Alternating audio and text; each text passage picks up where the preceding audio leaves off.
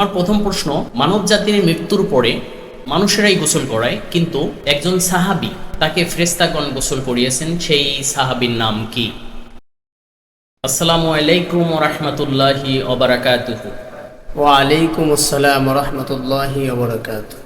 মুহতারাম, জি আমরা অনেক কিছুই জানি না, তো আমাদের অনেক কিছু জানার ইচ্ছা থাকলেও জানতে পারি না।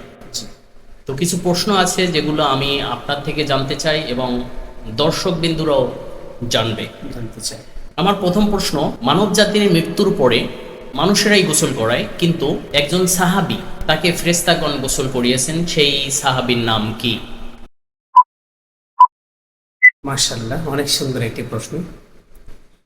আসলে নবীজির যুগে যুদ্ধের সময় সাহাবীদের মধ্যে একজন সাহাবী ছিলেন, যিনি ফরজ গোসল না করেই উনি যুদ্ধের ময়দানে চলে গিয়েছিলেন। তো যুদ্ধের ময়দানে যাওয়ার পর তিনি শহীদ হয়ে যান। শহীদ হয়ে যাওয়ার পর ওনাকে আল্লাহ তাআলা ফেরেশতাদের মাধ্যমে গোসল করান, এবং সেই সাহাবী হলেন হযরতে হামজালা রাদিয়াল্লাহু তাআলা আনহু। মাশাআল্লাহ, প্রশ্নের উত্তর সঠিক হয়েছে, আলহামদুলিল্লাহ। দ্বিতীয় প্রশ্ন, আল্লাহর সৃষ্টি সবগুলোই শ্রেষ্ঠ, তার মধ্যেও আল্লাহর সর্বশ্রেষ্ঠ সৃষ্টি কি?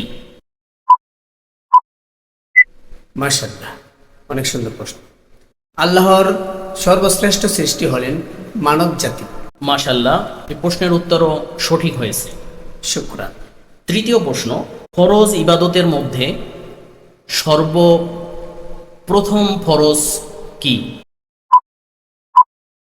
ফরজ ইবাদতের মধ্যে সর্বপ্রথম ফরজ ইবাদত হলো সালাত। মাশাআল্লাহ, আপনার তৃতীয় নাম্বার উত্তরও সঠিক হয়েছে। শুকরান। চতুর্থ নাম্বার প্রশ্ন, হযরত নূহ আলাইহিস সালাম কত বছর পর্যন্ত জীবিত ছিলেন? হযরত নূহ আলাইহিস সালাম প্রায় 1050 বছর জীবিত ছিলেন।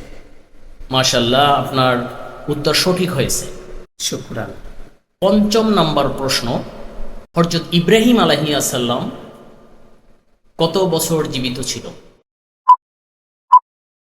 জি, হযরত ইব্রাহিম আলাইহিস সালাম তিনি 175 বছর জীবিত ছিলেন। ষষ্ঠ নাম্বার প্রশ্ন, জি, কোন নবীর পিতাও নবী ছিলেন? হযরত ইব্রাহিম আলাইহিস সালাম। আলহামদুলিল্লাহ, আপনাকে 6টি প্রশ্ন করা হয়েছে, 6টি প্রশ্নের উত্তর সঠিক দিয়েছেন। শুকরান। শ্রোতাবিন্দু, আমরা আসলে অনেক কিছুই জানি না, জানার জন্যই মোহতারাম সাহেবকে আমি প্রশ্ন করেছি, সে উত্তর দিয়েছে, আমিও জানলাম, আপনারাও জানবেন। এরকম আরও অনেক প্রশ্নেরই উত্তর আসবে, প্রশ্ন করব, উত্তর আসবে, সেগুলো আপনারা দেখবেন। আপনাকে ধন্যবাদ।